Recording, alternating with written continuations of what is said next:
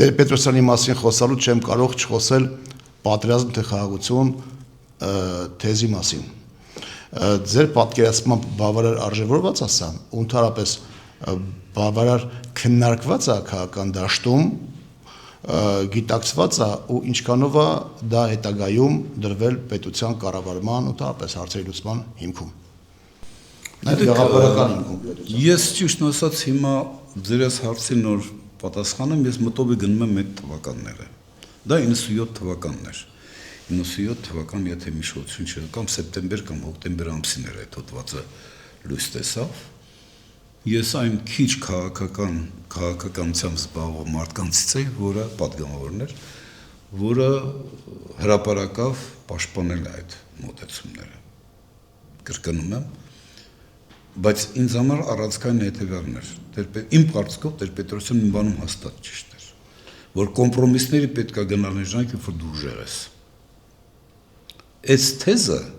իր մոտ այնց կարմիր թելով անցնում էր։ Մենք ուժեղ ենք, եկեք օգտվենք այս մեր հնարավորությունից եւ հիմա գնանք այդ կոմպրոմիսներին։ Այլ հարց է թե ինչպեսին պետք է լինեն այդ կոմպրոմիսները։ Պես կոմպրոմիսի ժամանակ մի կես քայլ ես գանում։ Հա, բոլոր դեպքերում, բայց դու եթե թույլ ես ոչ թե կես քայլ ես հետ գալիս, այլ ընդհանրապես հասկանալի է, չէ՞։ Իսկ եթե ուժեղ ես, թամնը մի կես քայլ ես հետ գալիս։ Ես օրինակ գտնում դա ճիշտ թեզ էր։ Եվ ընդհանրապես ես խորապես համոզված եմ, որ այդ լրջագույն քաղաքագիտական վերլուծությամբ ներկայացված փաստաթուղթը adekvat ուշադրության ակադեմիական շրջանակներում, քաղաքագիտական շրջանակներում, վերլուծական, փորձագիտական շրջանակներում adekvat ուշադրության չարժանացավ։ Նա ավելի շատ կուսակցական վերաբերմունքի արժանացավ, որը ընդհանրապես միշտ խանգարել է մեզ։ Հասկանում եք, այդ կուսակցականությունը, քուր կուսակցականությունը, որը Տեր-Պետրոսյանի տարիներին կար, այդ ՀՀՇ-ի վերաբերյալ օրինակ դաշնակների նկատմամբ, չէ՞ օրինակ իմ ասում, ԱԺՄ-ի նկատմամբ կամ ընդհանրապես ընդդիմադիրների նկատմամբ, այսպես ասենք, օրթոդոքս, հա, արմատական ընդդիմադիրների նկատմամբ անհանդուրժողական, ծայրահեղ անհանդուրժողականությունը բնորոշ է շրջանին։ Բայց դա հենց խոսում էր նրա մասին, որ կամաց դու թուլանում ես, որտեղ եթե դու ուժեղ ես, հանդուրժող ես։ Եթե դու չես հանդուրժում, ուրեմն այլևս թույլ ես։ Ուրեմն այլևս արգումենտ չունես։ Սա իրողություն է։ Հասկանում եք։